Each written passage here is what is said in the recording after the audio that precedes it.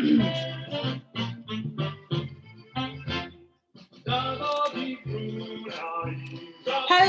everyone.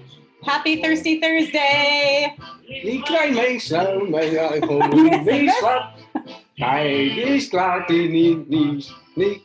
Who wants to hear Evan butcher German? Patrick does. Patrick does.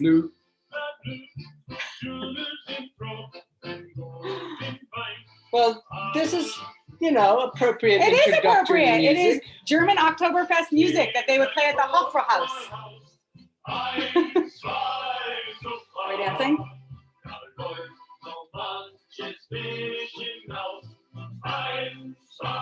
Jufa. All right. Yeah, all right. Evan just wants to listen to German music all night. Suficiente. All right, people. Welcome. Unmute yourselves. Let's chit chat. We haven't seen you in a while. What's up, Mark? What's up, Patrick? Hey. Hello. That's not Danica, but that's Danica's man. I'm assuming. So glad you guys are back. We are back. We're excited to be back. You've grown a mustache since we've seen you last. I'm doing the Frank Zappa because I'm getting a head start on Movember. Nice. I like grew it. a pair of lederhosen. I grew a pair of pigtails. Yeah, so did I. You did, indeed. Where are your German? Where are your? I know, yeah, I should. I Patrick? should. There you go. Now you just need a dirndl. I love it. Mark, you're already sipping on the beer. I like it. Oh, I'm on the beer. I don't have the beers you're tasting though. That's all right. You Patrick, can you join us got whatever. you got these beers, right? I got 3 out of 4. Okay. Which one? So- Which one did you reject? Well, no, it wasn't my choice. So Suzanne, the one in front of you, it's funny because I clicked on the link and I saw that I could buy them all. I think it like sold out that day or the day before or something. Anyway, so instead I replaced it with a pumpkin ale. Nice. Oh, cool. American seasonal. American Oktoberfest style. Yeah. I like it. Well, we know it's late for Oktoberfest. You guys all know that, right? Danica, Danica, introduce us. Hello, this is Tyler. Hi, Tyler. Hey, Tyler. Tyler, Danica, you met Danica, but Evan. Mark, Patrick, and then there's Jay. We know Jay too. Yeah, he can probably hear us, but Jay's can't hear probably him. collecting his wits. That's because right. It's a little overwhelming to deal with us. Yep. Maybe he's Oktoberfesting himself up. You never know. Oh, I hope so. I I hope hope he so, saw too. this and he Here's went to go hoping. grab his dirndl. Here's hoping. Do you think Jay has a dirndl? I kind of hope. Yes. You're voting yes? All right, cool. Solid yes. Well, we're hoping. So We're back. Yeah, we're back. So we used to do these every night, Thursday night, and now we are back, and we're gonna kind of do them as schedules allow, as makers appear, as things we happen. apologize. It's probably not going to get to be as regular as we would like. Yeah. But we're going to try and give you as much advance notice as we can. For sure. We have actually quite a few scheduled. We just have to work them through. Yeah, but it's some we're exciting doing stuff. next weekend. We're doing a Halloween. Apparently, we just want to dress up. All we're going to do from now on is dress up. That's what the new strategy. No, we're going to be turkeys towards the end of November. I'm not really sure what that relates to. We could do an in-place. We can do an in-place turkey trot. We can just run a half a mile all together. You guys, you do this for long enough, and eventually you'll get into the weird holidays. You're just going to start picking up National Donut Day. I don't know. Yeah. Or what's the one? Boxing Day. Oh yeah, we'll do boxing. Okay. Does that actually celebrate boxing? Does anybody know? Canada. Yeah. Oh, no, I don't think it's about boxing. I think it's something else, right? I think Isn't it's that weird. Why is it called Boxing Day if it's not about? Because you get a box. You box up your Black Christmas Friday. decorations. What is it? You box up your Christmas decorations. Yes. It's a celebration about. It's It's like the day you're Yeah, supposed to holiday. put away Christmas, I guess. That's a real stretch for continuing to celebrate something. Let's extend the holiday season while we end the holiday season. I like it. Celebrate the ending of the holiday season. So for those of you who don't know, I think Evan's birthday is on Christmas Eve, and I am a holiday nutball. Like I love the holiday season, but he like, because his birthday's on Christmas Eve, is like, so Boxing Day now. Boxing Day. Why would you say I'm? You just don't love the Christmas because it takes away from your day, Do you, which I understand. Do you guys know what my favorite birthday tradition is that I have? It's really Opening a beer. fun. My favorite birthday tradition is wrapping Christmas presents for other people. You know what I say to that? I've done it almost every year of my life. But you know what I say to that? Stop being a slacker. Like, whatever, that's your own call. Yeah, gonna let's- drink some let's beers. Bust this out. Let's go. Danica, I know you Yeah. guys have the beers, so I'm excited to have you drinking these along with us. And Patrick, So Almanac has a really great Alesmith. Oktoberfest beer. Wait, Alesmith. are we doing Almanac was our last beer tasting. We've had 4 events. This Full is our 4th disclosure. event today. Oh my God. This is our 4th event. 3 costume changes? Yeah, 3 costume change. We had a Halloween event this 1 o'clock, and we were speakeasy Halloween style and did cocktails. And then we had a whiskey tasting, and then we had a beer tasting, and now we're here. So we're ready to have some fun. So I hope you guys are ready to drink with us. You want me to Could you pour the pour me same one? some? Yeah. I'm way ahead of you. Excellent. All right. Excellent. Yeah, it's late over there on the East Coast. I imagine that's not your first beer. It is my first beer. I just finished a very large salad. Perfect. We just mowed down a big sandwich stacker that we had we realized we had to fit something in before we continued drinking. Yes, for sure. So Alesmith is really fun. They're down in Southern California, and they make pretty incredible beers, actually. And so Oktoberfest, Prost. No, I'm late. I'm behind. You don't have to wait for me. I'm sorry. So Oktoberfest is usually over by the first weekend in October. Yeah, at the very I think latest. it ends the first Sunday in October. Yeah. But But it actually started as a horse race, like way back. Was it like the 1700s or something? I think think so. so. It's been going on for like nearly over 200 years. Yeah, that's right. Yeah. So it started as a horse race, and it was actually a horse race as a part of a celebration for the king's marriage. Mhm. There was like a king's marriage, not the king. Right. But there was a royal marriage going on, and so they were having a whole like week-long celebration. And as part of this horse race, at the end of the horse race, they set up all of these tents with beer, and people kind of started drinking and hanging local, culinary out. Mhm. stuff that was freshly Yeah. brought in from the farms. Right. And each year it kind of expanded and grew Mhm. and got bigger. And eventually, I think when it really started to blow up was when they started making like full tents just for beer Yeah. and dancing. Right. And, the traditional kind of polka music that I was playing when we started this, in case any of you missed it. I think Jay, you probably missed it. I have a feeling this is going to happen throughout the night a little bit.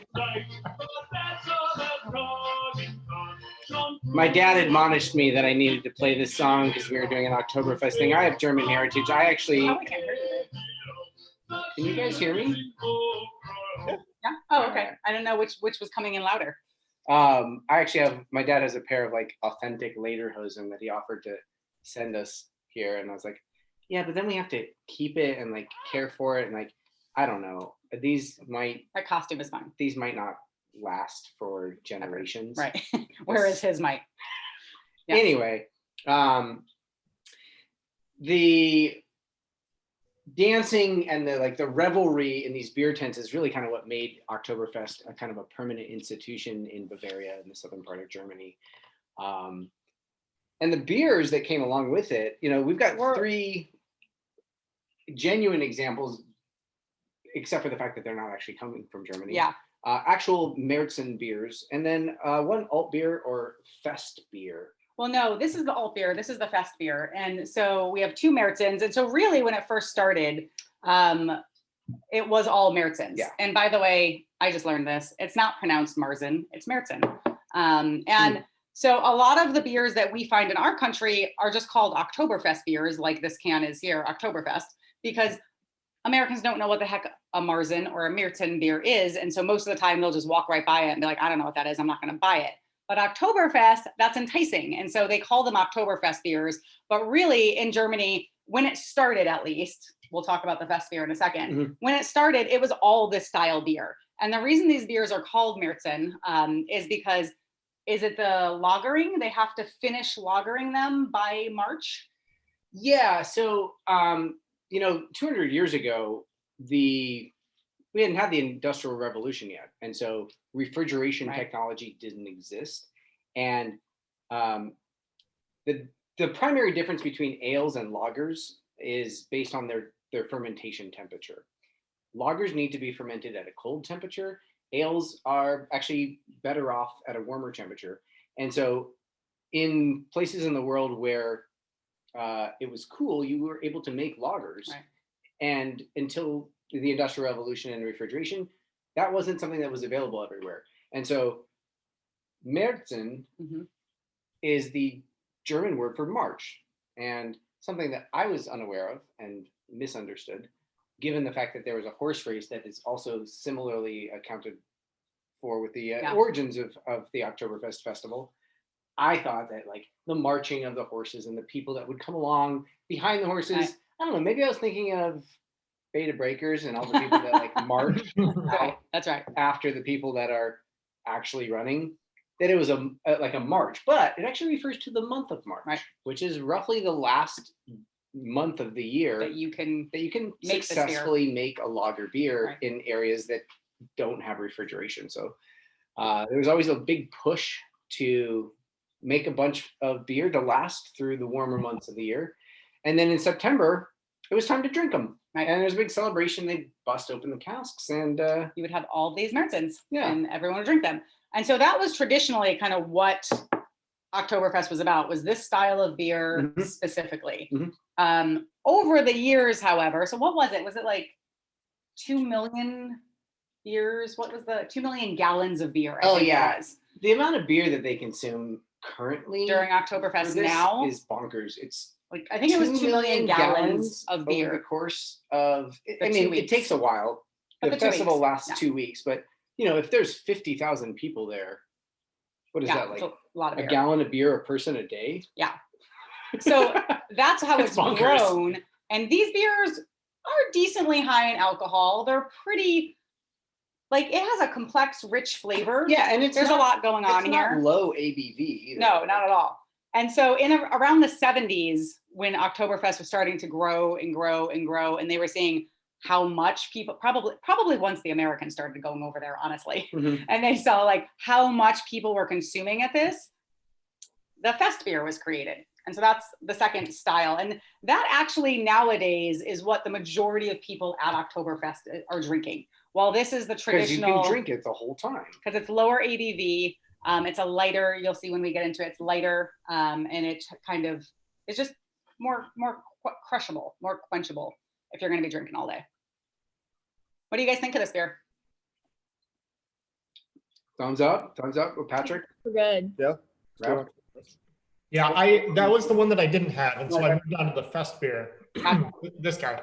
Yeah. And so you're absolutely right that I could, drink 100 of those while sitting in a tube going down a river. Yeah, for sure. Yeah, the Festbier is pretty light and easy. Yeah, I mean, good. I feel like the first time I had Marzen, I was really I was surprised that this would be something that would be consumed day in, day Yeah. out, all day for any length of time, because I mean, I feel like this is something that I really enjoy, this and the other examples. But it would be like a full day of drinking this would be a bit Whoa. much. And you'll see, Patrick, when you get to your Chapman one, this Old Town Fest is a similar style. It's the same style, actually. Yeah, so I can see why they've transitioned to the Fest beers for sure. Some other kind of fun notes about these beers in general, and I think that by comparison, the expressions that we have in front of us today are a little bit more Americanized, Of course. as you might expect. These are American American beers, and so there's a stronger hop presence. Most traditional German style. Oh gosh, I'm just now seeing Jay. Jay, what's going on there? Hey, you're like backwards. You're missing your legs. Wait, he's like, wait for it. There we go. That's the mute button right there. I found it. But most of these, Wait, but what's going on there, Jay? Yeah, you're Oh, green. this is the background I use for work. This is this guy right. You can't. That guy's a guy I work with, and I got him away from his desk one time. And so sometimes I'll sit in a position like the chair and pretend I'm him. I like it. I like it. We had in our Halloween mixology event this morning, or whenever it was, someone had a spooky background behind them and then just their head floating. It was like a mask on. And we were like, are you actually wearing a green screen suit right now? And they were. They Full actually body. did full body green screen suit with a green and then screen a green behind screen them. behind them, And we're like, Oh, that is that's some genius. dedication. floating, creepy skull mask thing. We were like, that is some dedication, man, Yeah. for like showing up to a corporate event to drink some booze. Yeah. It was fierce. It was very well played. Yeah. Yeah, he won for sure. Sorry, Jay interrupted you. Jay, sorry. Jay. Jay, sing the song with me. Are you Okay. ready? Yeah.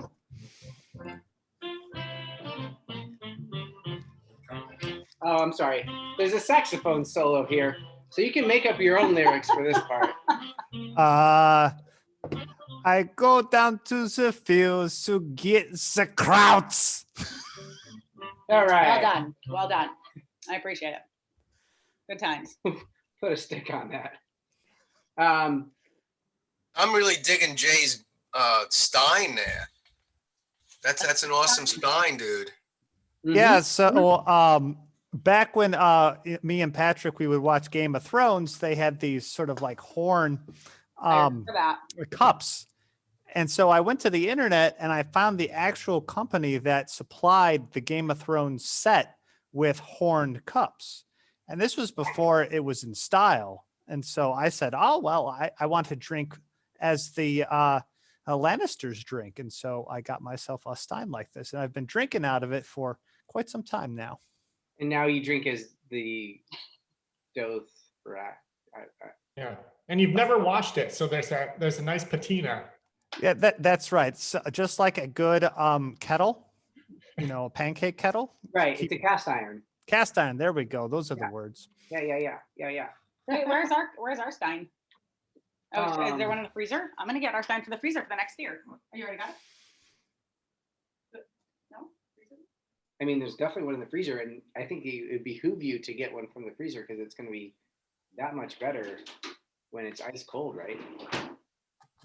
Which brings us to an interesting point. Temperature. Yeah.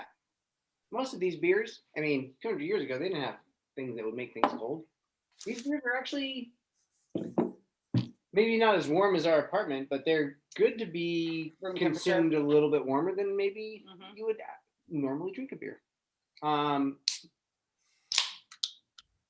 This is the one that's a little bit lighter and more sessionable. Nice pour. Thanks. How many of those can you hold? 4 and No, 4, probably not many. and then like another one on top of that. Nothing. Oh, that's so sad though. Why do they make these too big? We need the beers. We need a tap in our house, apparently. It's a big glass, Sue.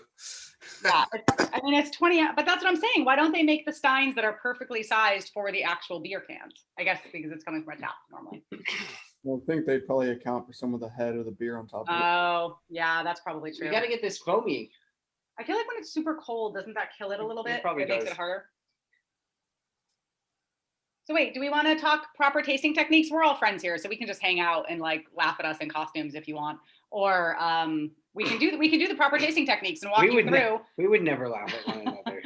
And walk you through when we do beer tastings, what we do for the proper tasting techniques and how you do that. Put your hand on the top. Well, pour it, and then but it's, pour it first. and we use these little glasses because that way you can keep refilling. Smells so- delicious. So yeah, so you want to do your tasting techniques? Oh yeah. Do you want to work? That's what I was gonna say. I don't want to make you guys work, but I also am Sure. impressed Yeah, please. consistently It is with your knowledge of this stuff. So there are some fun techniques with regard to beer tasting. that delineates it from Wine wine or tasting, spirits. yeah. And that is a really fun one because it's carbonated. Pouring something and, letting the head kind of foam up and putting your hand on it and kind of trapping all those aromas in there And then getting your nose in there. is going to give you a little bit. Just a more welcome, inviting, dare I say, aggressive presentation, as opposed to kind of you having to kind of hunt around for the aromas that might be there. And it doesn't avail itself with most beverages because a lot of them are not carbonated Right. outside of beer, and the carbonation is really what's helpful in releasing those beautiful, lovely aromas. With the beers that we're drinking today, these are dominated primarily with malt characteristics Yeah. of the aromas. The kind of cereal, biscuit, oatmeal, granola, grain focused kind of elements.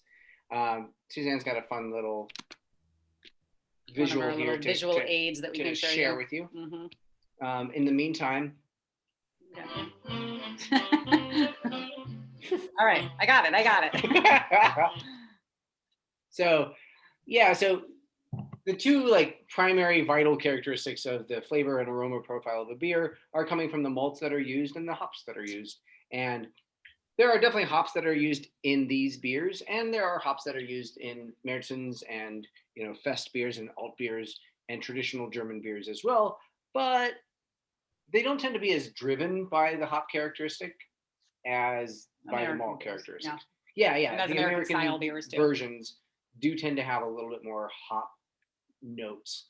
But I do feel like with the Märzen that we started with, it's pretty prevalent. If you take a moment there, the malt deep dive that Suzanne threw up there, if you stick your nose in there and kind of spin your eyes around that wheel, I would guess that you'll probably be able to pick out at least a couple to 3 or 4 of those characteristics. Like there's definitely some, kind of cedar and toasted wood characteristics to this. Interesting there that golden raisin is one. I know that you love I love golden golden raisins, raisins. and so you're probably better at picking that out. I don't feel like I've eaten a lot of golden raisins in my I life. think purple raisins should cease to exist, and it should only be golden raisins. I don't know why we're wasting our time on purple raisins, to be honest. But no, I do not get that. I do get biscuit in this first one though. I Okay. definitely get some biscuity kind of, and you also can, if you've already poured most of your beer where you have some head space in there, you can swirl around to get a refresh of the smell too. Yeah. That will kill the carbonation a little faster. So, but It's a trade-off. But we do always suggest to drink your beer out of glasses. So that's a thing that most people just drink them out of their can or out of the bottle. I actually was one of those people for a really long time because I really love carbonation and I want to keep that carbonation as long as possible. And that was always what I noticed when I poured it in a glass, the carbonation kind of die faster. But you miss out completely on the aroma when you're not pouring it in a glass. And it also honestly helps with the beer belly, bloat kind of situation. It lets some of that carbonation off. So it's not just all going into your system and getting trapped in your stomach. So if you're someone who I love beer, but gives me a little bloating, pouring it in a glass will help that too. But we should talk about smelling and aromas and in most of our events, I have to cut Evan off and kind of be he could talk about nosing things and smelling things for an hour. But I do think there's a lot of interesting stuff there about why smelling things is so important to the enjoyment of the actual beverage. Yeah, I agree. And on that note,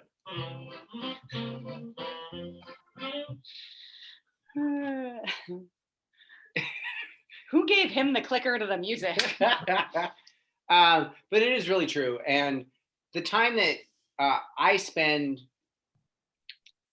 paying attention to and focusing on the aromas that a beer or a glass of wine or a cider or a spirit present and offer, I think that is directly proportional to my appreciation and enjoyment of it.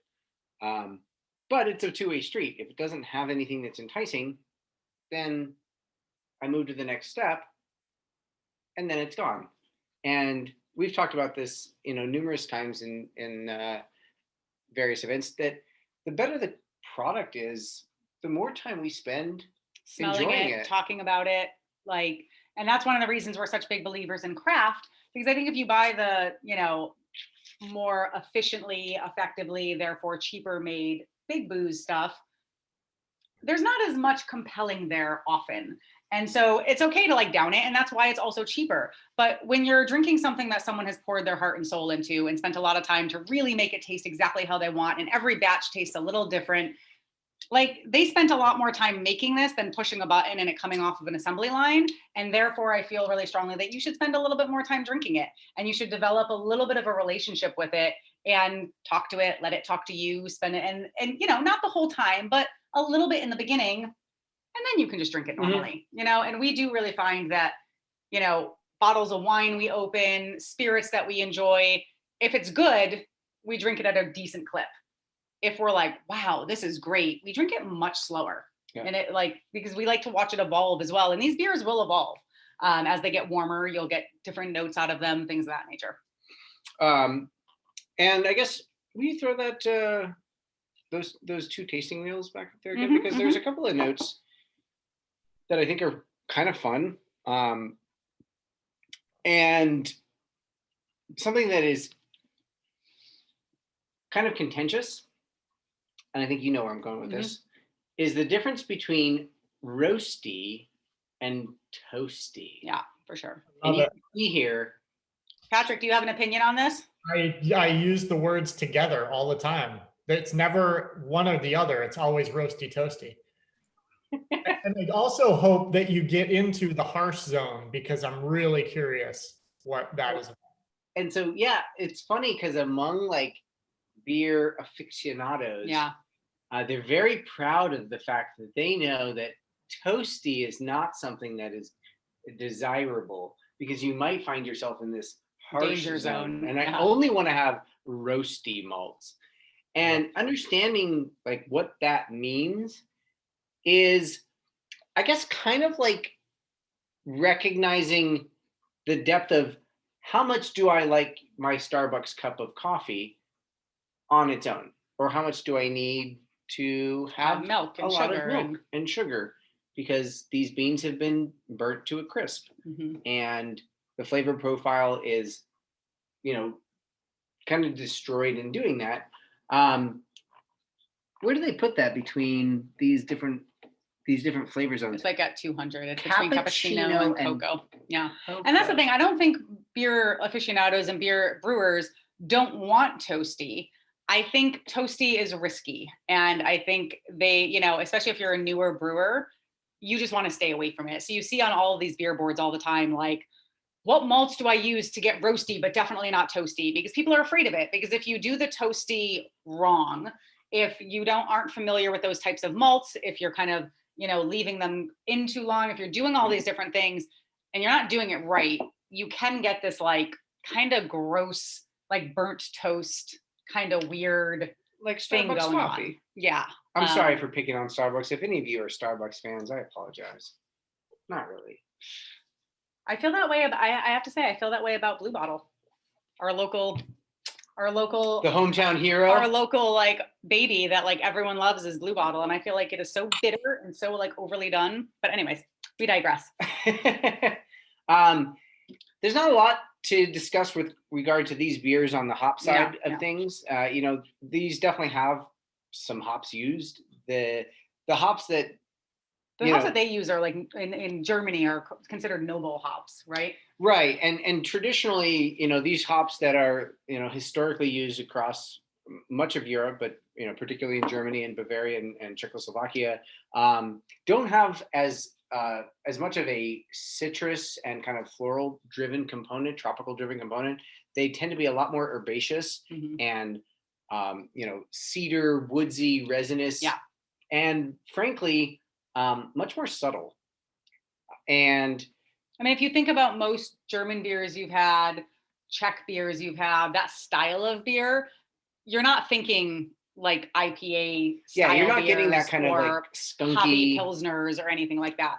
They use hops with a much, I mean, honestly, it's like the Europeans with wine as well. With wine there, they kind of use a much lighter touch with the oak and with kind of the finishing products. And I think with beer as well, in in Germany and in Europe, kind of they use a much lighter touch with some of these finishing elements than we do here in America.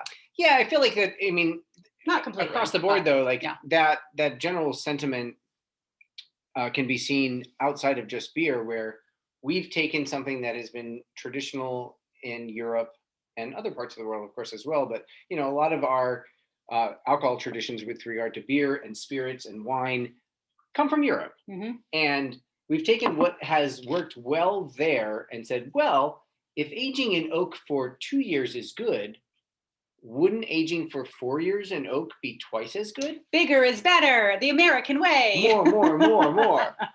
And if adding like X Amount of unit hops. of hops per Yeah. unit of beer is good, let's double it and make it double good.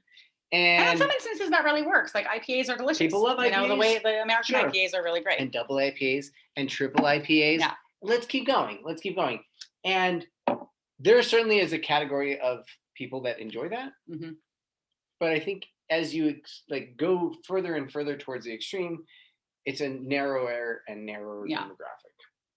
And then this is our kind of standard beer sensory wheel. So not specific to hops or malts, but as you're trying beers and as you're thinking through beers. And this is really helpful because, you know, Evan's a trained sommelier. He has spent a lot of time training his brain, building those smell memories. But, you know, we always talk about how, you know, back in the caveman days, they were using their noses, their sense of smell actively. They were trying to figure out if this was poisonous. They were trying to figure out if that meat was rancid. They were like, their life depended on, you know, figuring some of this stuff out with their sense of smell. Now we have expiration dates. Yeah, now we have expiration dates. Now, like, we don't actively use our sense of smell because we have to anymore. No. We notice smells, we enjoy smells, but it's a much more passive kind of sense of ours. And so people like Evan who can, you know, smell something and pull these like weird words out that maybe you don't even know what the heck that is. That's because he's trained himself. And one of the ways he's trained himself is, you know, when they are training to get their sommelier certifications, you're trying to build all of these smell memories so that you can find the smell of a strawberry without seeing a strawberry. And honestly, that's really hard to do. I used to do some blind wine tastings where I would put different things in basically like little film canisters so you couldn't see inside of them. And there would be, it was basic stuff like chocolate, orange zest, I don't know, pencil shadings, like a few things that like right Coffee now we're all, beans. yeah, coffee beans. We're all probably saying like, I know what that smells like. Yeah, And when you can't see it, people would smell the strawberry and like 8 times out of 10, they'd be like, is that pineapple? Like all the time. And so your sense of smell, like you have to actually train it and remind it. And so one of the tricks that people like Evan do when they're learning this and trying to build this smell memory is like when you're in the grocery store smelling and being like basil, and like I don't telling keep smelling yourself basil. over, I just smell basil once and then I move on to the next thing. because but no, he sounds like Rain Man, basically. He sounds like Rain Man. I'm an excellent But- driver. Yeah. But that's how they do it. And so like he still uses things like this for sure. But for those of us who don't have all those smell memories built up in our brain, Still super helpful. it's hard to pull these out of the air. You might smell one of these beers and be like, God, that smells familiar. But there's like a lot of other things and you can't find it. But if you saw that word somewhere here, then all of a sudden, or if he said it and he said something he smelled, all of a sudden you can find it and then you can kind of play around with it. So that's why these kind of sensory wheels are helpful. And the reason why you should care about this at all is because the better you understand your own palate, the better you're going to be able to find new beers that you love, right? So when you go to a bar, when you go to a brewery, when you go to a bottle shop, you're going to be able to explain to someone, not just like, I'm looking for a new IPA I've never tried, but you're going to be able to say, I'm looking for a new IPA. I really love IPAs that are more in the citrus hop area than in the floral hop area. Or the skunky hop or the... And people who work there know what the heck that means, and they're going to steer you That's why accordingly. they got the job. Right. So that's why, you know, learning the proper in air quotes tasting techniques is more about honestly learning your own palate and figuring out what your own palate is and being able to more accurately describe what you like and don't like about beers instead of just saying like, I don't like this. Why don't you like it? And to continue kind of nerding out a little bit about the olfactory, because it's something that I don't get to do a whole lot. I cut him off a lot when he does this. Yeah. We only have an hour. A couple of tips if you are intrigued and interested, because it's something that is both a learned skill and like awareness, as well as something that, you know, some people are naturally born kind of whatever gifted. The techniques that are helpful in training you to do it on a kind of a practice level basis are very similar to if you think about learning a musical instrument or playing playing a sport. There's a mental state that you kind of want to aspire to get into. And an analogy that I often share that it kind of resonates with me is think about a professional basketball player shooting free throws.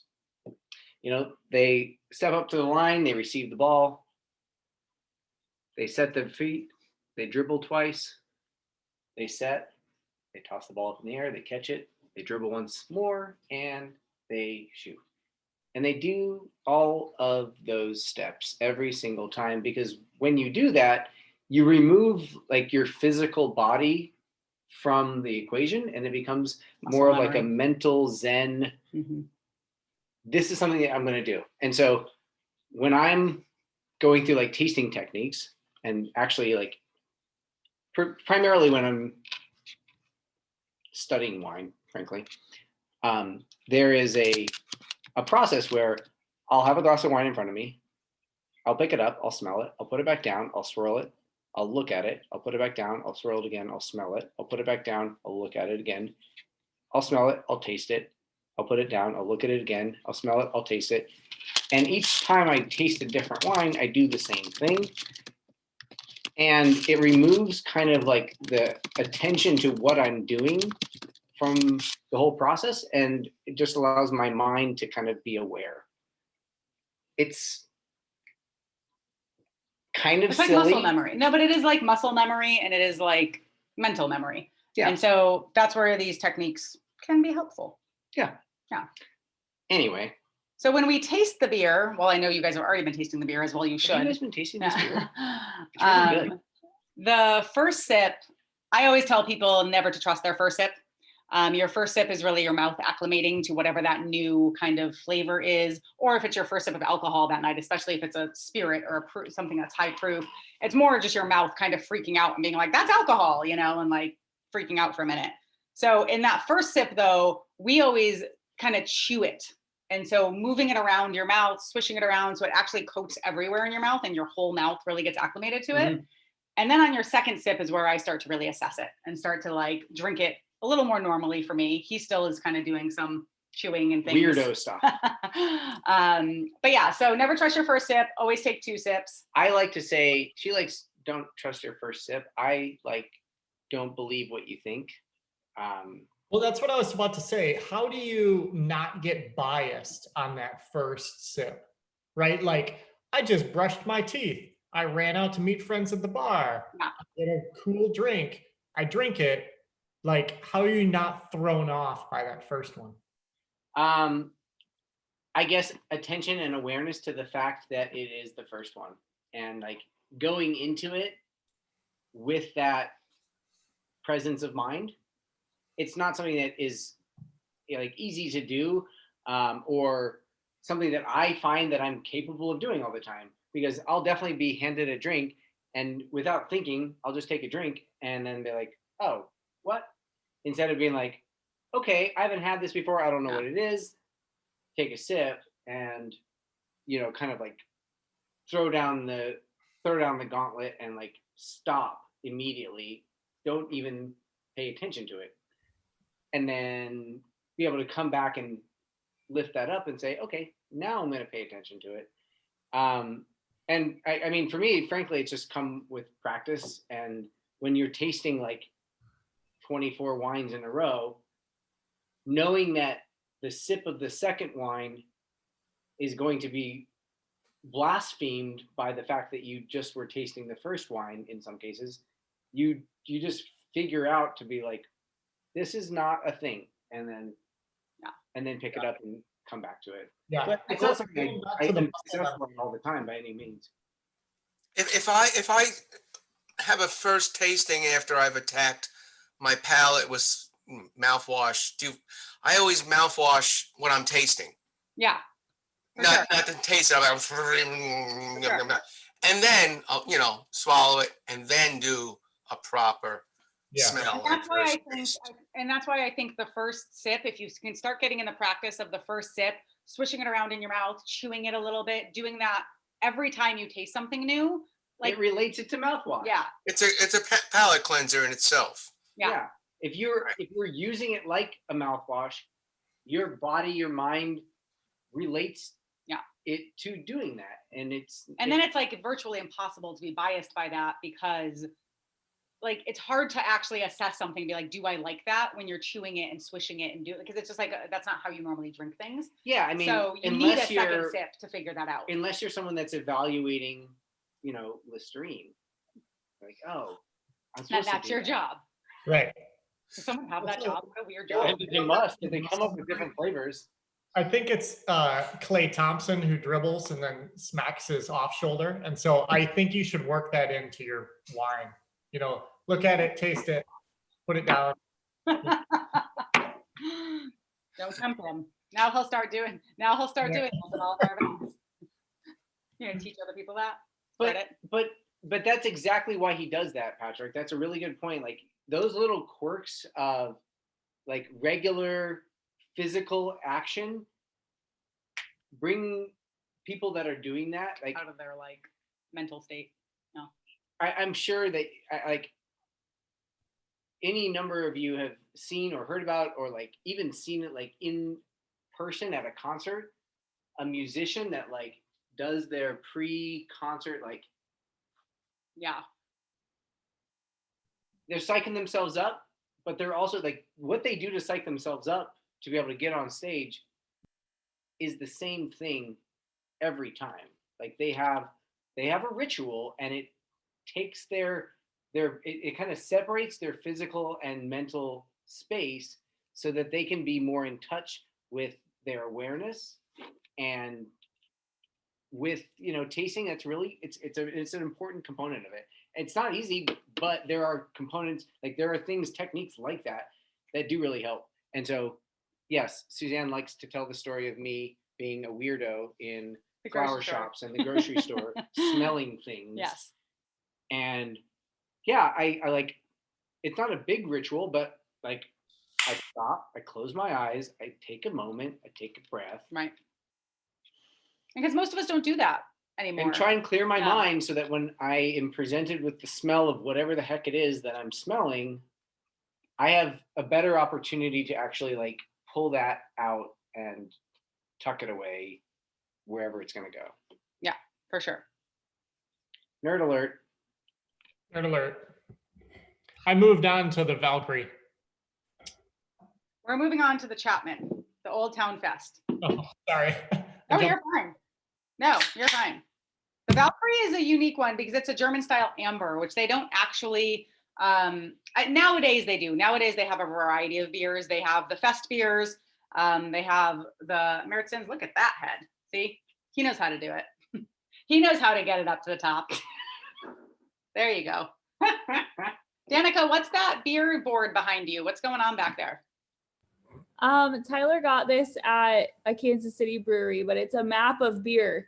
Oh, cool. I don't know how well you can see on there, but This side is lagers, then American, pale European, dark European.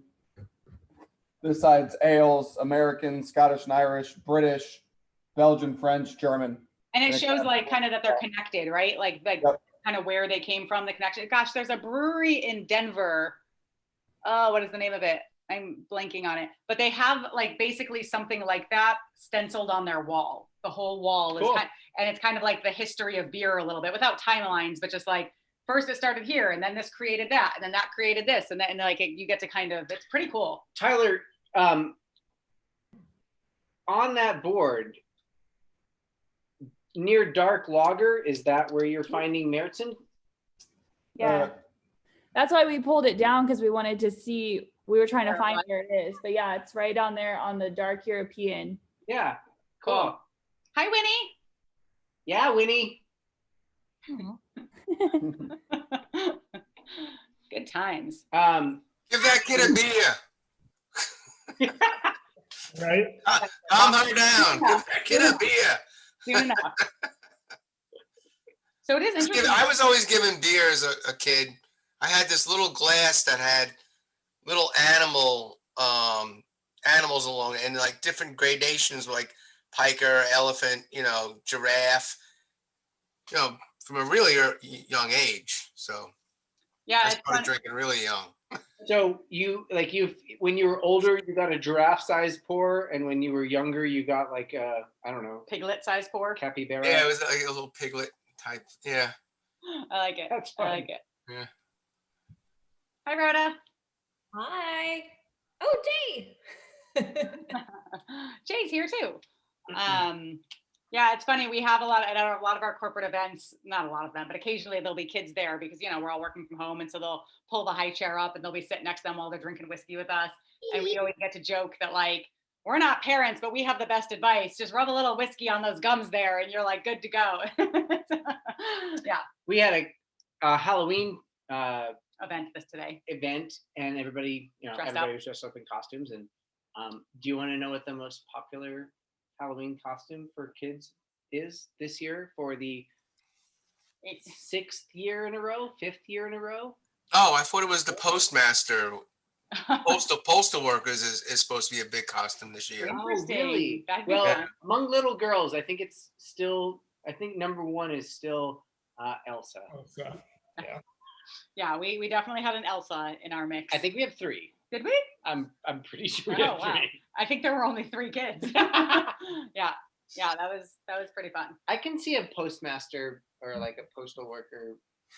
I mean, I don't know what people are like. We love dressing up, and we're like, is there somewhere we can go on Halloween to do a thing? Like, I don't think so. I don't feel like there's something like topical like that we can even dress up as either. yeah, no, this. Well, before I move to my second beer, since I'm off topic. Oh, I didn't even finish this one. This is, I don't know if you can see it, Single Cut. This is a brewery like 3 blocks from me Cool. in Astoria, New York. That's So fun. What kind of beer is it? The Gatorade. it's an IPA. It's called The Flash. In the middle. Let's see if they put specs on here. It's only 6.8. But I like when breweries put like IBUs and Yeah, I do things too. like that on it. I like when they give you more information because it helps you Yeah. understand what's going on in there. Mhm. This is interesting. Danica, what do you guys think over there of these two? Because they're both Märzens, but I feel like they're pretty different. Wait, I'm not holding the right. Where's the can for this? Nope. What the So the first one? Chapman and the Alesmith. Yeah, because they're both the same style, but they drink pretty differently to me. I agree. I think that the Alesmith is a lot smoother. That's been my favorite one so far. Like I usually really like Oktoberfest, and that is like my favorite Oktoberfest that I've had in a long time. I really like that. Yeah, Alesmith makes really good beers. Even the color between these two, like look how red this kind of Old Town. Like Oh this- yeah, it's way different. So which one? the which more one- red one, which the more yours? red one is the Old Town Fest one, and the Alesmith is the lighter one. Alesmith I feel like the Old Town Fest is a lot maltier. Ours isn't that red. Yeah, ours does not look that red. It's pretty. No, I think that looks pretty similar. Ours has our glass might be making it look a Maybe it's little. because there's Yeah. Yeah. I do, and the can helped me cheat a little bit with its notes of, but I feel like I do taste a little more floral than this one than I did the others. Yeah, taste this one again next to that. Yeah, this one definitely is a lot maltier and sweeter to me. I agree that the Alesmith is definitely one of my favorites, although I like this Festbier a lot too. Yeah.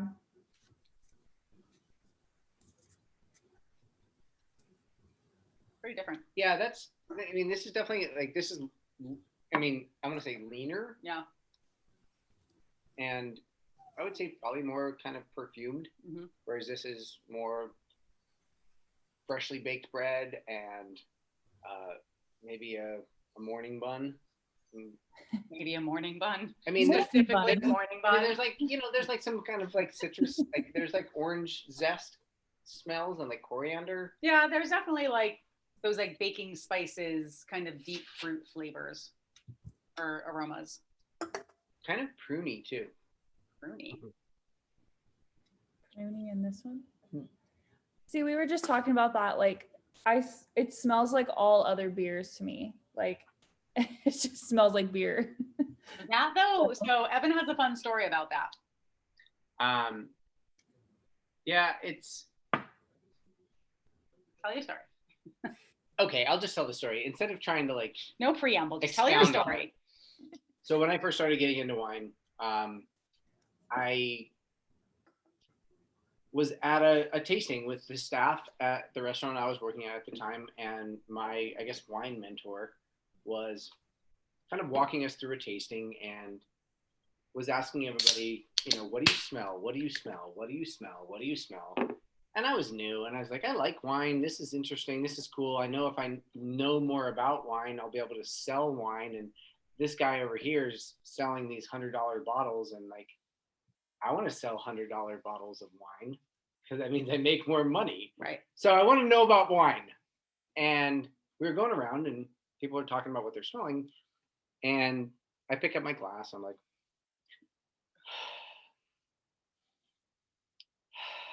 it smells like wine. Son of a bitch, it smells like wine. And I'm right. Yeah, by the way, You're you're not right. wrong. You're not It wrong. smells It like smells like beer. beer. Right. But the thing is that, and Well, what he said to you. very succinctly, Yeah. the way that she put it, Oh, that was she- like so like instantaneously like revelatory and paradigm shifting, was simply, okay, I get it. Yeah, you're right. It does smell like wine.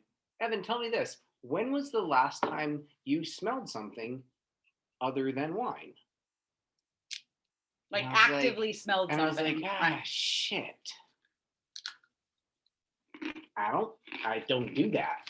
And they're like, well, if you do, you'll recognize that there are similarities, things that, it doesn't smell, you're not smelling strawberries. Mhm. You're not smelling cherries. You're not smelling leather, but it's reminiscent of that. And if you smell leather, and if you smell cherries, and if you smell, a wet dog, and if you smell old Band-Aids, and if you Why do you point at me for old Band-Aids? I didn't point at you. I was just standing next to you. Excuse me. Same thing. That's my natural aroma, old Band-Aids, apparently. But if you do that technique that I was describing, and you have like the presence of mind when an aroma catches your perception, Yeah. to pause and take a moment and really try to absorb what that smell is, your ability to recall it later is tripled. I don't know. It's much, much greater. And it's simply because of the fact that your sense of smell is directly connected to the amygdala, and it completely bypasses the limbic system. So all of your other senses go through like more of a kind of a cerebral mental processing part of your brain. Your sense of smell bypasses that, and it goes to your memory and to your emotions directly. It bypasses any kind of like cognitive component. So I mean, you guys have all had this experience where you're like walking down the street or something, and all of a sudden you're like, what is that smell? Do you smell that? Oh my God, that's the cologne my boyfriend used to wear in high school, or like and something you're like crying, so or specific. you're in your grandmother's kitchen. Yeah. And that connectivity to, well, it can be kind of detrimental when it's connected to your emotions, but when it's connected to your memory, it's really helpful if you take the time to Like sit solidify down it almost. and like Yeah. be like, okay, this is what wet wool smells like. Right. And I can attest to this because like he studied and did this for a very long time. And so now this is very much second nature to him. And most people who know him just think he has a knack for it. But like the 3 years that I've known him and the 2 years that I've lived with him, I've gotten so much better at this. Like so like unbelievably better at this. True story. Just because like he's doing it, and then that kind of makes me want to do it. And so then I'm trying to find the things that he's saying he finds. And then the next time I say it first, because now I can find it all of a sudden. And so it is, I mean, it's something that like, if you practice it and if you're interested in doing it, you will get better at it. Mhm. And it also is taking the time to like you know, especially when you sit down like with your significant other and you pour a bottle of wine or a glass of wine, pour a bottle of wine in my giant cup. Pour a beer, pour another beer, pour another beer, pour all those whiskeys over Well, but if you pour the cocktails that but we if you made pour earlier. a drink, usually when you're like hanging out with someone, you pour a drink and you just start drinking it. And you watch the Netflix show that's on and you're not like really thinking about it. But like just taking like 2 minutes to pour it, smell it, look at it, say something out loud to the person who's standing there, them say something, like then that gets them to say something back. And then all of a sudden you're both in a moment together and you're both being present about the thing you're drinking and you're talking about it. And it makes a huge difference. It makes a huge difference. Socially too, like the talking about it part involves a step of vulnerability that is really, it's really jarring for some people, but it's really amazing how connective it is because of the sense of like suggestibility that especially your sense of smell has, is that as soon as you say, I kind of think this reminds me of, do you remember the candy cigarettes that you'd get at the drugstore in, you know, like middle school that you could like actually like, and like get like the smell of that dust as it comes out. That's what this reminds me of. And like, it's a very specific memory. Like, but like revealing something like that, or like being like stricken with that kind of sensation or that kind of like inspiration. I did have one of those recently and I'm trying to remember what it was. I like took a sip of something and I was like, oh my God, this tastes like, and it was like super specific and like, and then that's fun. That's fun when that happens. Yeah, because of the fact that no one's going to be like, you're stupid. I mean, if they are, kick them out of your friend group. People say that to me all the time, though. No, they don't. Hey, you stupid. But not for saying something like that. Maybe for like, you know, maybe for saying something stupid. No. Kicking someone into the street when there's oncoming traffic. Well, we just had a situation like this though. Honestly, we were hanging out with a few friends on like their outdoor patio, and we were all like sitting in our couples like 6 feet apart from each other. And we were doing kind of a rum tasting. One of them is from the Dominican Republic and had this amazing rum collection and brought out all her bottles. That's kind of the benefit of being Evan and I, is whenever we go over people's houses, they want to show us all their prized possessions. Special treatment. And so we got to try all these different rums. And, you know, since Evan and I were kind of in our own little bubble sitting next to each other, we started being like, oh man, do you smell that? Do you smell that? And all of a sudden everyone else was like, what? What do you got? But once we started doing it, then they were like, wait, I just like slugged that. Hold on, let me pour myself a little more and smell it now. Oh, I do get that. I do. It does kind of smell. And then like all of a sudden, like all 6 of us were whatever. having a conversation about like these amazing rums that otherwise people were just kind of like sipping on while they were talking. Yeah. And we didn't do it intentionally. We were just kind of doing it with ourselves, but it's fun. And yeah, of course, at first, some of your friends will be like, oh my God, are you a beer geek? Are you like a whiskey snob? Like whatever. But like, yes, I am. It's kind of fun. And I feel like it makes me appreciate what I'm drinking like so much more. Yeah. So, and it also gets you better at pairing food with what you're drinking, which is super fun if you start playing around with that, because a lot of people think when you are pairing food, you're literally just like eating and drinking a thing together. But it is like keeping the food in your mouth and putting some of that liquid in your mouth at the same time and having them in your mouth together. And that is definitely something that with practice, like pretty quickly, you get better at. Like if you take a sip of this beer and you have a thought and you're like, I think this would be really delicious with, you know, sharp cheddar cheese, and you go get that and it doesn't work for some reason, it's pretty easy actually to then be like, ooh, maybe not sharp cheddar, maybe a mild cheddar would be better.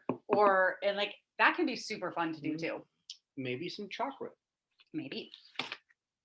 We do have some German chocolate here. That is not German chocolate like the good way German chocolate is with the coconut and all that. It's just chocolate made in Germany. Wait, what? German chocolate has coconut? Well, I'm just thinking of German chocolate cake. Oh, okay. Mhm. When I hear German chocolate, I think German chocolate cake, not like chocolate made in Germany. So I'm gonna give you guys a talking break for 1 second and explain this beer, this pumpkin ale that I just opened.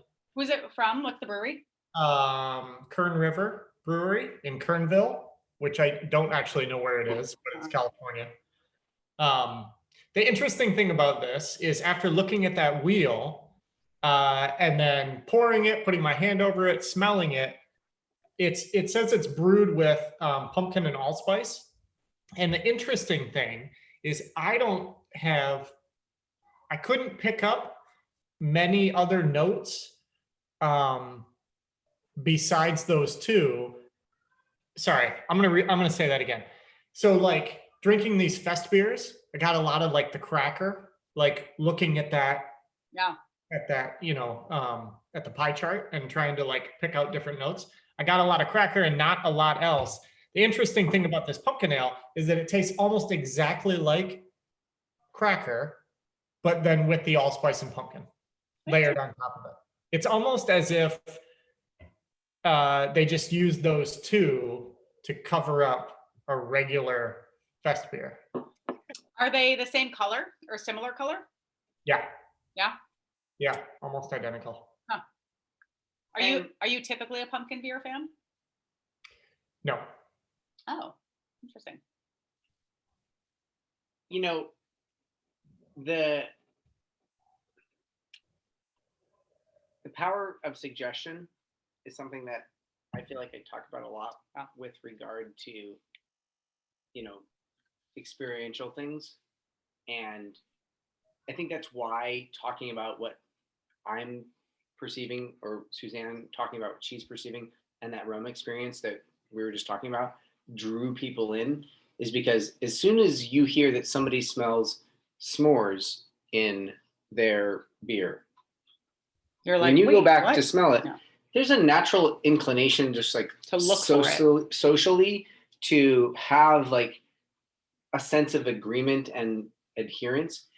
And so simply because it says pumpkin and allspice on the can, like I'm curious, and this is always something that it's almost impossible to actually like perform this experiment, but like having someone try a beer or a wine or a spirit or whatever, especially though something that actually contains the ingredients that it's describing, because like with wine it'll be like, this says aromas of black cherry and Well, and that's why we always tell people, like, don't read the tasting notes until you've taken a sip of it yourself, smelled it yourself, formed your own opinion, and then it's fine. Then after that, feel free to read the tasting notes. And then what you're saying, the power of suggestion can be fun, because then you can go look for those things and see if you can find them. but the power of suggestion was written right there on the can. Yeah, exactly. Yeah. And it's actually an ingredient. Right. I And mean, so the like name of the it's the name of the curiosity beer. of like, Right. try this beer blind, Yeah. and then tomorrow we pour that same beer for you with you knowing full well what it is. And like, are you more or less likely to identify allspice and pumpkin? Right. Invariably more, but not necessarily, because sometimes it is the power of suggestion. right. And Yeah. I think that's the component of that that's fascinating. And your Which is a really annoying thing that brand ambassadors and tasting pourers do, is they tell you what you're supposed to, it's like, shut the fuck up. I'm going to tell you what I get out of it. Amen, Mark. Why are you telling me I'm supposed That's to a huge pet taste peeve. and smell this? It's like, okay.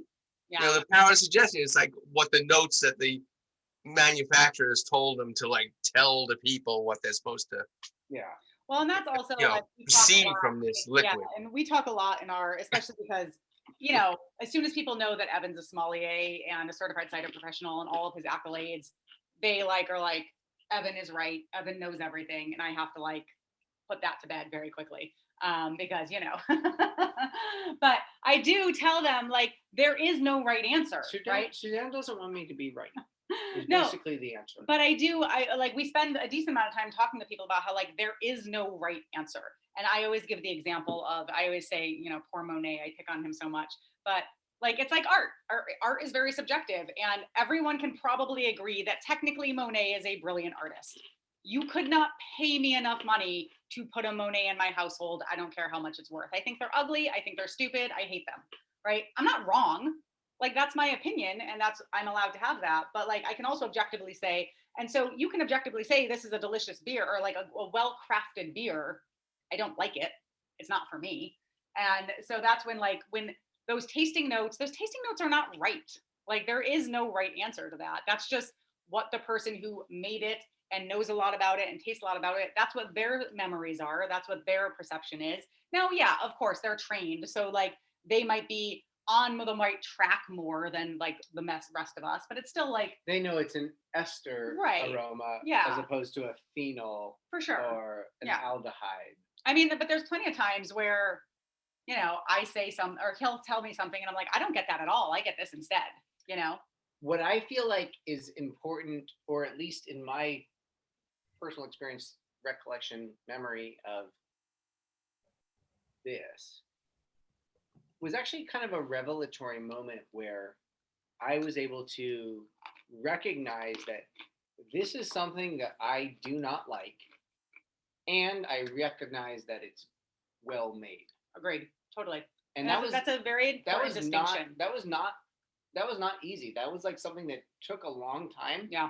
And at the same time, the flip side of that component came along, Yeah. which was, this is kind of swill, but I don't dislike it. Yeah. Yeah.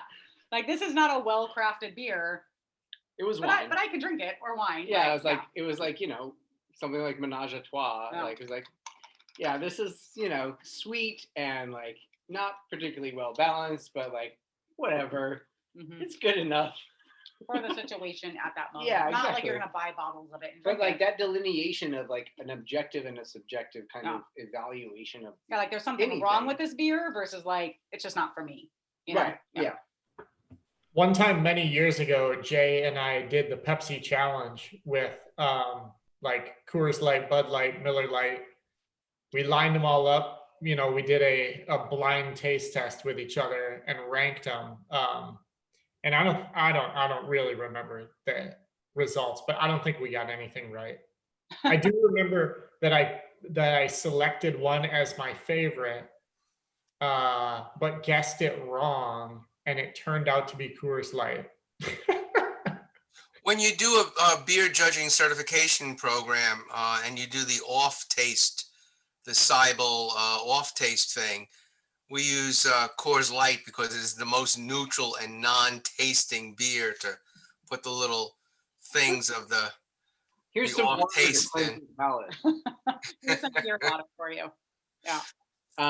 is the most neutral and nothing beer. It's Coors Light. Yeah, for sure. Yeah. The Patrick, you reminded me of something. Oh, this is a kind of a cool, fascinating thing. Pepsi Challenge specifically. Mm-hmm. So the Pepsi Challenge, for those of you who don't know, don't remember, Pepsi versus Coke. Pepsi versus Coke. Blind Pepsi taste versus test. Coke. Blind taste test. Grabbing people off the street. Your ability, the vast majority of humans' ability to mentally retain and hold on to more than two flavor, aroma, like sensations is, to my recollection, almost like it's like statistically zero.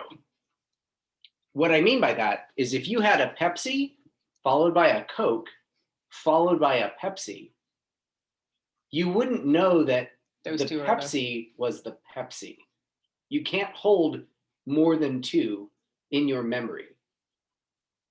So if you were doing Miller Lite and Bud Light and Coors Light, like for the vast majority of humans, it's impossible to hold those three things and be able to compare them actively and accurately. So would you have to do like two duos? You'd have to do like taste test over here, Right. wait a little while, then taste test over here. But the fact that you can't do Coke Right. and then Pepsi and then try Coke again and know that this is actually Coke. So Yeah. what they did was they did Coke, Pepsi, and Coke, and then they did Coke, Pepsi, and RC.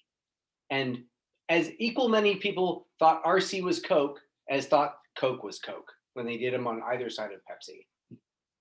And RC is not Coke or Pepsi, let's be clear. Like it's just But not.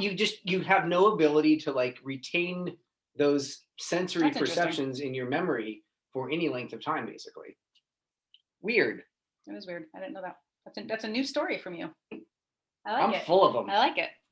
Patrick, What's what's your favorite beer Or out of the something. three? What was your Patrick or what was your Patrick beer out of the three? What was your favorite beer out of the three? It's somewhere of a toss up between these guys. I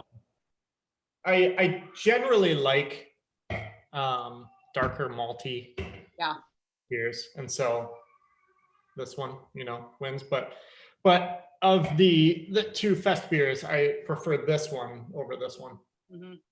It just had a little. And that one is a little. Try them again to remember, but there was just a little something else to it that I liked. Danica, what about you guys? Are you still in the Alesmith camp? Oh wait, you're still on mute. You didn't hit it all the way or something. Sorry. Okay.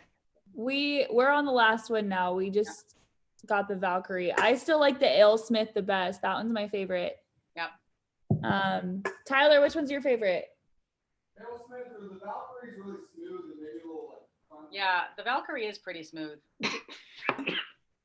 Apparently not. Either it's not smooth or something was funny. You're cut off. Enough for you. He is cut off. First tasting of the day. But you didn't even drink the first one. Like or the second one. The cocktail events, he makes the cocktails and then I get to sit there and drink them. It's like very dangerous. I think we're more just tired than anything else. I'm an introvert and I've like been on. Yeah, for Suzanne 4 needs to go hours. like bury her nose in a corner and just like take some deep breaths. I need to go snuggle my cat and just 5.5 hours pretend the of world being doesn't on exist camera. for a little while. You guys have got a really good presence, though. This is the first one of these that I've done, and yeah. Did you not do any of our public ones last season, or like from March through like this time slot? Yeah. Whatever. You saw Winnie coming running in. It's like prime dinner. Gotcha. That makes sense. Yeah. I know we're also trying to figure out the timing because it's like 6 p.m. feels a little early for the West Coast, but it's also late for the East Coast. Yeah. And I feel like if we moved it right, I know. And I feel it's like, come on, give me a break here. But it's like if we moved it to 5, then no one on the West Coast is going to come. And even still 7 on the East Coast is tricky. 8 on the East Coast is tricky. So it's just like, there's no good timing. Yeah, it's tricky. Yeah, it's Just 9. forget about Central Time. Yeah, It really it's 9. depends on where on the East Coast. No matter what, you're fine. You're covered. Don't worry about it. You're in the middle. It's kind of a strange thing with the event timing. New York City stuff generally happens a little earlier. Really? Long Island stuff, which is further east than New York City, happens later. Because people who work in the city commute back to Long Island, so events start later out there. Yeah, that makes sense. Like an hour or two later, so it's a little different. So I think like maybe the same would be up in one of you guys' Boston area. Yeah. It might be like 6 o'clock in Boston proper, and then 7 or 8 out in the parking lot areas. Mark, we just hired a New Yorker to do some of our beer tastings for us, and probably some mixology tastings for us as well. Yeah. Why would you do that to yourself? Awesome. She's so great. She lives in Queens, and she's great. Well, who is this girl? I probably know who she is. Wait, is she in Queens or Brooklyn? I think she's in Queens. Okay. I think. Pretty sure. I'm in Queens. Her name is Jenna, and she's worked at all sorts of bars. She's won all sorts of cocktail competitions. Wait a minute. Sister Jenna, wait, did she used to work in, I'm gonna remember it. Over out of like 10 million people. Jenna, we must know each other. I know you run in the same circles. You've already run into and known people that have attended some of these events before, and who was that? It was Alice from Fair Vodka. That's right. Yeah. Oh yeah, Alice, yes. Yeah, I bet you I know who Jenna is. She's great. Yeah, we're excited to have her on board. Tell her you know me. Tell her you know you. We will. You know the Grog Father from the Liquid Mafia. We'll name drop. Yeah, she's doing some beer events for us. She's gonna start doing some mixology events for us because we can't do 4 events every day. Like it's a little much. I mean, we can. There's actual other work to be done. But eventually, the host will reject my liver. Oh wait! Did she work at the Sparrow? I don't think she know. did. That does I sound a think little she did. familiar. If it's Jenna from Sparrow, yes, we know each other for quite a while. That's hilarious. I'm gonna check. I'm almost certain that she That's did. hilarious. Yeah. I bet you it's Jenna from Sparrow. Yeah. So we do have some fun stuff coming up though. That was an M. Next Saturday. So next Saturday, Patrick, you should have Winnie dress up. We're doing a 4:30 p.m. Halloween party. We're gonna be in costumes and we're gonna make some Halloween cocktails. The Halloween cocktails so we just did a preview of it today for our client, and the poisoned apple cocktail, man, that's real fun. That's real fun. I'm excited to have that again. Yeah, so we're gonna make a couple cocktails and do a little mixology on Halloween because we want to dress up on Halloween, and so that's what we're doing. We don't know what we're gonna dress up as yet, but I'm gonna probably be something that Suzanne disagrees with. I was thinking just speakeasy, but maybe not. I mean, I'm probably gonna do something gruesome and like bloody, and Cool. with Like pornographically violent, that type of thing. yeah, like Can you help me inspire Tyler that dressing up is fun? It's so 'Cause fun. he's anti-costumes. I mean, it's a little hard when it's like we're stuck in the house, but it's pretty fun to just pretend like you're someone else for like a night. Like it's just fun. Like you get to like take on a personality, and I yeah. agree. it's fun. Tyler, you and Donica, you need to do the gender switching. 3 of my favorite costumes have been where I've been the female and my girlfriend, whoever else, is the male. Like the first one was, she was the San Francisco 49er football player. I was the cheerleader.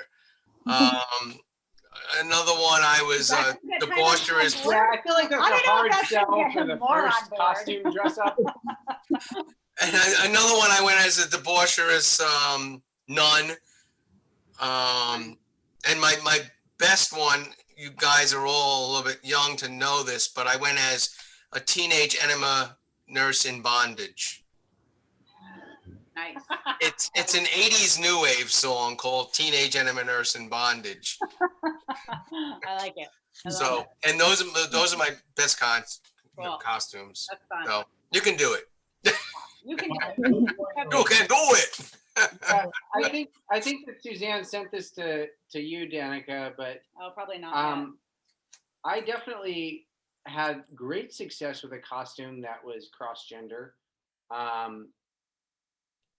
Did I send it? I'm pretty sure. I've seen many of your guys' costumes, Yeah. as you know now. Yeah, for those of you who I don't think I've introduced Danica to all of you, Danica is our social media maven, so she's doing all of our social media now. But yeah, I sent Danica some pictures of us in costumes to promote our mixology class coming up, and one of the pictures I sent her was of us in 80s rock kind of glam rock garb, but Evan is wearing like a full mesh shirt, so his nipples are definitely like all over our Instagram feed. And I was like, sorry, Evan. Yeah, but my it's a sister's good like, costume. you should throw that shirt away and you should throw that picture away immediately. Yeah, his sister's like, do not ever wear that shirt again. That is hideous. Stop it. Like, and then I'm like, here, Danica, post it on Instagram. Sorry, Evan. It's okay. You're welcome. That actually people have loved that, and it's gotten some great engagement. Yeah, So you're welcome. I feel like it definitely has. Taking one for the team. I mean, it's not even that. I don't care at all. No, I know you don't. That's why I sent it to her. But beyond our like these fun ones where we're just going to kind of do our tastings and teach you guys what we're teaching our corporate clients, we are going to have a Pisco event coming up with a Pisco maker. We'll actually grab those. Oh no, the bottles aren't there. We had to move them all. Pretty Anyways, busy. Pisco Lojia is the name of the company. And then we're also going to do a boxed wine event, which I have to say is like one of those things that at first we were like, I don't know how I feel about this, but there have been a lot of like news stories about boxed wine getting higher quality. We haven't really tried it yet. We have like, they sent us the boxed wine to like try and like also drink for the event. And within what, a week, the boxed wine is gone. Maybe. Like it is. Maybe you should do it on Boxing Day. Yes, that's good. Box wine on Boxing Day. That's so Okay, good. sir. I love Touche, that. sir. Well played. That's great. Is the Boxing Day on a Thursday? What? I think It's the day after Christmas, right? I'm pretty sure it's the day after New Year's. Oh no, I think it's the day after Christmas, isn't it? Yeah, that would actually Boxing be Day? nice now that we know what it means. And I actually thought Boxing Day too was the day that you return your gifts to the store. We just learned that, didn't we? No, she was saying to wrap up like your holiday, Right, the Christmas stuff. but I think it's also like the day you return. Boxing Day. When is Boxing Day? It's gotta be. But I have to tell you guys, this boxed wine is like legit. There's It a is super Sauvignon, good. there's a Sauvignon Blanc, and there's a Pinot Noir right now. They're out of stock of the other It's not stuff. cheap, but Well, it's cheaper than like it's Yeah. cheaper than a comparably like Quality. value quality bottle of wine. bottle of wine. But it's awesome because like we'll be cooking and I'm like, honey, do you want red or white? And it's like we have house red. it's like and we have house red white. and house white in our fridge now. It's pretty fun. It's pretty absurd. I'm on board with that. And then we have one other. What was the other event? Catoctin Creek, their whiskey. Oh yeah. They're going to be doing one with us as well. And it's going to be, they have these little mini bottles of whiskey. They're like 300 mil, something like that. 200. 200 mil. And it's a little 3-pack of them. So it's much more affordable. And they're just like, you get to get the sampler bottles. And But they're good. They're fun. All right, here's my gender bending picture. This was the first year we were dating. Like we'd only been dating for like a month. And I show up at his house and he had shaved his head and he was wearing a dress. And I was like, I'm sorry, am I supposed to be attracted to you? What's happening? I'd be more afraid of the Eggo box. Right? And also the fact that I can like Why does he eat Eggos? explode you with my mind. Yeah. I did have that one. I think I'm going to use it on a story this week. All right. He was very proud of that, despite me being like, I think we might have to break up now. Like, why did you shave your head? I mean, you showed up to the same party wearing Xena Warrior Xena. Princess outfit. Xena Warrior Princess is very hot, I might add. You were a girl. I'm just saying that my name is Evan, her and the name character's is name 11. is L. It's true. Evan. It's true. L. Evan. That's It's true. me. I'm L. Evan. I'm the Evan. The Evan. Those of you who are not, those of you who don't habla español, El Niño is Spanish for the Nino. L. Evan. Wait, show them your Rick and Morty one. I didn't send that to Danica. I should send that one to her because that one's really good. Ooh, I want to see that. It's not Rick and Morty. It's just fucking Rick. Oh my God, that's what we could do. You could be Rick and I could be Morty. Oh yeah, I'm okay with that. 100%. If you want to be, That's what we could if you do. want to be Morty, this would be hilarious. I don't even know how I would be Morty. How would I be Morty? I don't know. Just like, I guess I just need a just kind of cry. yeah, like down here. Just be small and cry. Do you guys watch Rick and Morty? I was not a fan, but now I'm a big fan. I know what it is, but I've never gotten Yep. into watching Never it. watched it. Yeah, it's definitely something you need to be stoned to watch. I would advise. I would advise. Also, if you're trying to get into tasting, I will say if you're stoned, your palate, like you catch things much more intensely than you do when you're not. I will say. That's some of my best wine tasting experiences is when I'm a little stoned and I'm like finding things in it. Evan, is it Jenna Lane? Yes, it is. Yeah. Told you I knew her. Well, I think Yeah, Jenna Lane worked Sparrow. her Right. last name is, I think technically her last name is Ellenwood, Ellen, Right. Ellington? but her Instagram is Jenna Lane. That costume is creepy, but it's awesome. Her? Good. Yeah, that's her. Of course. That's her for sure. Yep, Tell her I said hello. I will. So she'll love this that we know each other. Yeah. Yep. Yep, she's been a mainstay at Sparrow and hundreds of years. And she used to work. There was a great gin manufacturer called Queen's Courage Gin, and they had a great little tasting room down in Long Island City for a long time. And her and I can't remember the other girl's name. Used to run the tasting room. Yeah, She's great. Jen is good. Yeah, she's great. We're excited We'll to have have fun with her. her. And, it feels good to support someone who works in the industry who times are tough for, and be able to throw some money her way for hosting some events for us. So Mhm. yeah. Well, I'm sorry we lost her to you. Well, you didn't lose her. I think it's just, like nothing's open. She can't bartend right now. She can't kind of work at these places right now. So she's cobblestoning together what she can do with her amazing mixology and Cicerone kind of expertise. So She could we're happy move to to help her do that. Kansas City. Business is as normal here in Kansas City, basically. Is it? Yeah, Like everything's open and everything's normal? pretty much. Like Power and Light District is like no rules, no masks. Like there's a couple of the clubs that aren't open, but for the most part, it's like normal. It's There's crazy. a couple of clubs that aren't open, but like there are clubs that are open. Yeah, That's Wow. That's wild. yeah. Well, it's funny. Danica was telling me this week, she was like, I'm so busy. I have plans like every night this week and I have plans this weekend and it's so busy. And I was like, you have plans? Who has plans right now? Like, Yeah, is it a things thing? going on. Yeah. Yeah. We're in a stand volleyball league that's happening. We're in a cornhole league that's happening. I'm going to a bachelorette party this weekend and a bridal shower and a wedding shower. Wild. Yeah. Yeah. I know that not everybody has that going on, but like around here, we have to wear masks everywhere, but it's mostly normal. Yeah. Yeah, you guys will find this interesting, Patrick and Jay, I think. So Tyler and our marketing strategist, Kayla's husband, Zach, they're in cornhole leagues, but like I don't know where you are in this, but I know Zach at least is like trying to get like pro cornhole. Like, and I was like, there's such a thing as pro cornhole? Like, what does that even mean? Tyler, tell us about this. What does that mean to be like pro cornhole player? Essentially, there's 256 pros in the entire nation, and you have to qualify to become one. So and it's all based on who of the pros in the last season were qualified to stay a pro. And what does it take to qualify to be a pro? And what does that mean? And when you become a pro, do you actually get like paid?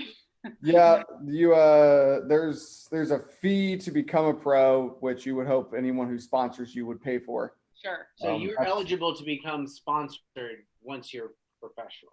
You could be sponsored by any bag company if you're not a pro, but they're not going to make as much money off of you since no one cares about you. Zach is sponsored by a bag. No, brand. He's a local rep. Oh, he's a rep. He's not sponsored. My bad.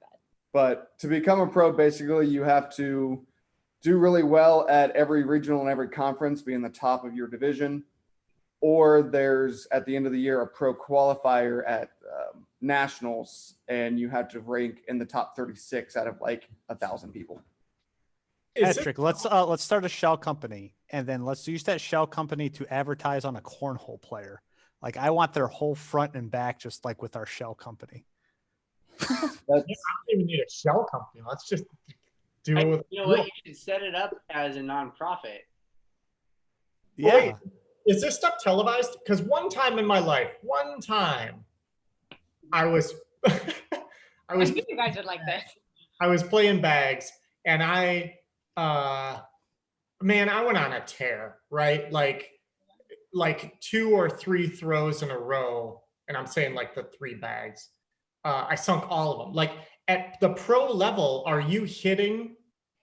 Is it like darts where you're hitting the bullseye? Or like bowling where you're hitting a strike every time. And if you don't times. hit a strike, like, oh, what's wrong with him today? Totally, yeah. Oh my God, I'm looking this up right now. If you don't put 3 in the hole and 1 on the board, if you don't put all 4 in the hole, you will probably lose points. Wow. If you put 3 in the hole and 1 on the board, you might wash with your opponent, or you'll give up 2 points. And if you do 2 and 2, then you're gonna lose your sponsorship. Yeah, it's over in like 2 rounds. It's gonna go quick. The pros can hit every shot there is. So they'll have big tournaments for the pros, and then the pros have to get to the top 4 or the top 6 within that tournament, and then that will get recorded and be on ESPN later that day, or they're waiting to do it live on ESPN. Does it ever get to the point where it's like cricket, where a match has to take like a day? It kind of used to be, because when you get to that pro level, every single person is so good. They're putting 3 out of 4 in the hole every single time, unless something drastic goes wrong. So you're only scoring 1, maybe 2 points at a time. When you have to do that to 21 with a lot of washes, it will take an hour plus. So when it's an ESPN broadcast or an important tournament, they've capped it at 10 rounds. So 10 rounds, whoever has the highest score at that point, you're done. If you tie, Man, it's whoever scores the next point wins. So wait, what are the variables that change from match to match? Like, are they always the exact same distance apart? Is there like never any wind because it's always indoor? Like, are there any variables that like crowd volume. yeah, that like mess a situation up where it's like this is going to be harder for me to like hit it every time? Shit talk. There's something, yeah, there's crowd volume, and at least for like local tournaments or regionals, it'd be outside with wind. Okay. Most of the bigger ones with the pros, they're all inside, except Okay. for I think one last year was outside. So that plays a factor. But the more you play, and especially if you're outside, the humidity changes. The boards will tack up, and your bag, it's not going to slide up the board. Interesting. That makes a Humidity. lot of sense. So that's why everyone who plays has 5, 10, 20 sets of bags. One, it's a slight addiction. But all the bags, there's a lot of bags that are different. There'll be slower bags, faster bags, fuller bags, floppier bags. And I'm But assuming they're there all are like legal. there are like levels of restrictions within like the material that can be used, the filler that can be used, the weight, the size. Yep, absolutely. There's basically every bag is a pound, 6 by 6, and has a certain thickness, and it's all there's a limit on a plus and minus side of both of those. Fascinating. That's so interesting. What do you call your fast floppy bag? What do I call it? Yeah, I'm sure that you have like names like for your Radish? various bags. Oh, Like these are my demons, and like the you know. There's brands of cornhole bags, and then every brand, like say take Ford, the car brand, they've got the Escape, they've got the Edge. There's the Reynolds brand who has the Pro X, the Pro Advantage, the Excel. So there's different levels, and the Viper's a fast bag. I would say the Vipers are the fast floppy bag. Yeah, the Pro Advantage is a slightly slower, fuller bag. We have like 13 sets of bags or something. Well, okay, he has one. I have one that has my dog's face on them. Those are the only ones that are mine. Have you ever been at a tournament and then you're throwing a few and then you go through your bags and you're like, it's the fucking the surface, man. You didn't surface it down. You did, and then you're like, everyone's like, oh, this place is crap. The surfaces are just Like bar shuffleboard. Shuffleboard. That's a real thing. Yeah. When you play poorly, you find any excuse. If the wind is bags and boards. It's the damn gopher in our. Yeah, we were on a bocce league for a while, and we loved it because the place that the bocce league was held was not a bocce court at all. It was just like a lawn in a park, and the lawn was like divots and things, and just like. But we loved it because we were like, if things go wrong, it's not my fault. Or if you like, lose, it's like this is like a bad court. You don't get to boast, and you don't have to feel bad. Yeah, we were like, the Gophers are coming out. Those damn Gophers. Man, that's like a whole world that I didn't even know existed until I met Kayla, and she was telling me that, and I was like, wait, Zach does what? He's like pro what? Like, is that a thing? Like, that's amazing. I love that. Just a brief re-tangent to costumes, and as an inspiration for you, Mark, in the category of costumes, I just have to show you guys this picture. But this is SantaCon. This is not Halloween. Right? Dress up. That's great. Who's that sexy beast? The beast, the one that has the antlers? I think the one doing the split. Oh yeah, that one. Or the one in the wheelchair. Where is this? It looks so familiar. LA-ish? That was Union Square. That was Union Square in San Francisco, yeah. There's Santa really? There was a lot of people from San Francisco.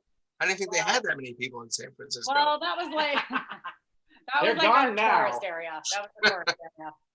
And SantaCon is like a shit show in San Francisco. Oh, really? Is it worse than New York City SantaCon?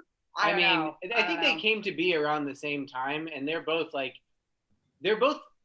very pertinent excuses if you're a parent to not bring your child into the city on that weekend. No. Because I don't even go into the city or anywhere near where's a SantaCon. It's not is not a reason to do. Evan, may I make a suggestion for a couple's costume? Please. Can you see that?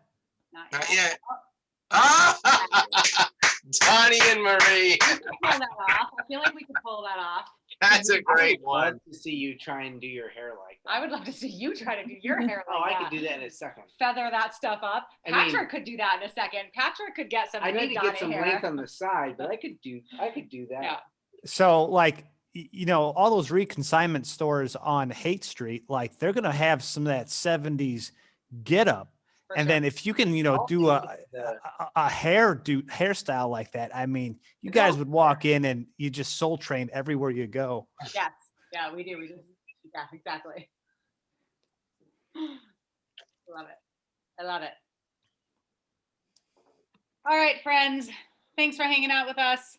I'm Danica, gonna go work on my but- hair, but- guys. Before I go, Evan, I need, and what are you Suzanne, doing I needed to today? show you guys this. what is that? Tingala. I've seen that. Tingala. I've heard of this. What is this? Oh. So this is a liquor that I guess you can only get in Denver, and my cousin, he gave it to me, and I was blown away by it because it's a few different things. It smells delicious. It absolutely smells like intoxicating. It's great. It's got a very nice first taste, and then it just drops off a cliff into like poo zone. And it is one of the most disgusting things I've ever drank. Is it like a mead? It looks like a mead liqueur. So I'm the only thinking thing that I've mead. had that's been close to it is Marlot or Yeah. Yeah. What is it? Marlort. Malort. Malort. Malort in Chicago. Malort. That's right. Oh, yeah, And so Malort's it's not got a little taste of Malort in it, but this takes it to the next level. And it also numbs your mouth. Huh. And so you bought this for why? Because sometimes I have folks from work over and they're a little bit younger, and so they're in the shot zone, and so they like that kind of thing. And so this is kind of one of those like, oh, I'm tough, I'm going to take that kind of. But I also had to get it because it was one of the most unique liquors I've ever had. Is it like a digestif? Yeah, how are you supposed to drink it? It's, I don't know. Maybe that's what you're doing wrong, Jay. You're drinking it wrong. I mean, that's kind of why I had to get it, because I need to experiment with this. And I also have like a mixologist that lives across the street, and I was going to give him some of what's in the spot. And I was like, figure out how to make a drink with this. But if you add just a slight amount to another drink, like it's palatable, but like straight up, it's unbearable. Oh, it does say it stimulates the taste buds via the trigeminal nerve, enhancing flavors. So that mouth numbing thing is like the plant actually does that. And there's something about we just pulled it up on the internet. Yeah. We went to the internet, and there's something about wasps Yeah, that it's like a flower that wasps pollinate, maybe? pollinate, and like, but they don't even pollinate because they don't have No. like wasps are just. Oh, it's believed it's a myth. It's a myth that the wasp sting gave this flower its tingling taste. Hmm. Well, I know years ago that Here, drink this. so- It's like getting stung by a wasp. there's a little bit of a tingle, and years ago someone gave me some lip gloss because I had chapped lips, and this lip gloss was filled with supposedly snake venom. Yes, And I remember this stuff. Okay, all right, and so it made your lips tingle, Yeah, for and sure. this stuff does the exact same thing. I wonder if that's why they call it the Szechuan. The Yeah, there was Szechuan something button. Szechuan related to it, or they were Huh. referring to it as. Interesting. Sidebar. For a long time, I thought that wasps were the worst thing on the planet. The worst thing on the planet. I mean, you're from Arizona with like scorpions and like Well, awful things. Here's the thing, is that scorpions are predators and they serve a purpose. They kill rodents, so do rattlesnakes, which also are abundant in Arizona. Bees, yeah, they sting you, but they pollinate. Mosquitoes, yeah, they bite you, but they're food for so many things. No, that's not doesn't excuse Wasps. mosquitoes. They do nothing. They do nothing. But Yeah, what I wasps, learned recently, wasps are just assholes. Yeah, 2 years they are. ago, I just learned that wasp venom has been very effective in clinical trials for killing cancer cells, like at the molecular level. It better work then. It better, because otherwise they have no redeeming qualities. How Wasps, full of wasps. wasps attack grasshoppers. Oh, But I have a very detailed video of a wasp bringing up a grasshopper into my windows, like, like the sliding windows, like into that little thing, and like, stinging a grasshopper and leaving it there and then eating it and going and getting another one. And I put the video to the music of The Doors, The Wasp. I know. But wait, Mark, You gotta have a music is that a to the redeeming stupid quality of video. Is that a redeeming quality of wasps? yeah. I don't know, but that's the only thing I know about It's wasps. fucking cool to watch. On Other than you tell me that they're absolutely useless in the ecological chain. I guess I just mean that, like, the positive and negative attributes. Like, Do not yes, balance mosquitoes themselves. suck and malaria is a rampant problem, but they feed hundreds of millions of birds and bats all over the world. Sure, something. Well, yeah, I don't know. But wasps don't do that. Nothing eats wasps because the entire nest will kill it if they eat one of them. Bees, yeah, they might do that, but in the meantime, bees are pollinating all of our food. And so Bees are essential. Yeah, that was bees are essential. why my opinion of wasps was that they are They're useless. Well, luckily, you don't encounter What the heck do they do? But Yeah, for apparently now I know that their venom may cure cancer. Maybe. We'll see. The jury's out on wasps still. We'll see. Jay, have you had that Tingala, or whatever that is? Gala, right. Yeah, I had it. I had it over the last weekend or the last weekend, Both of them. and I had to get a bottle of it because it's one of the most unique things I've ever had. Well, we hope we get to try it at some point because, we like to try unique things. And whenever you come over here, we give you unique things to try. So I'm just saying, maybe save us a little bit of that. Well, I've discovered my love for road trips, and so I drove to Denver, and while I was there, I picked this up and drove it back. I hope you also went to Crooked Stave. Did you rent a fast car with no top? Did you ask us where else you should be looking for in Denver? I actually ended up having to rent a car out of necessity. What happened? My car broke down in Oregon, and then I was like, all right, well, I guess I gotta put my car into a shop and then get a rental car for the rest of the way. And so that's exactly what I did. Jay, the way you're dressed right now, you do fit the bill of Fear and Loathing in Las Vegas. Penny in Denver. This was the only hat that went over my headphones, I'll end with my non sequitur that I thought of when Jay was talking about that drink that he bought. Rhoda and I were in Mexico City last year or 2 years ago or something like that, and we walked into a bar, and the bar I think was normally a hoppin' bar, but we happened to be there right after they had their huge earthquake, and so nothing was populated, nobody was out. Anyway, we walked into this bar and we sat down at the bar, and the bartender asked us what we wanted, and I was like, do you guys what do you think? And he was like, well, we're known for our tarantula cocktail. Yes. And I was like, yep, all right, I'll try that. Say no to that. No. Thank you. It came in a margarita glass. The top, floated on top, was tarantula venom. And the bottom was an antidote. And so you drink this thing, and I don't remember what it tasted like, honest to God. It was something sweet, it wasn't offensive or whatever. But within a drink, from my nose to my chest was completely numb. Whoa. Wait, And where was this? Mexico City. That Yeah. is some trust, man. That is some trust to be in another country and be like, okay, poison me. And then the venom's in the bottom of the glass. Cool, let's do it. Well, That's some trust.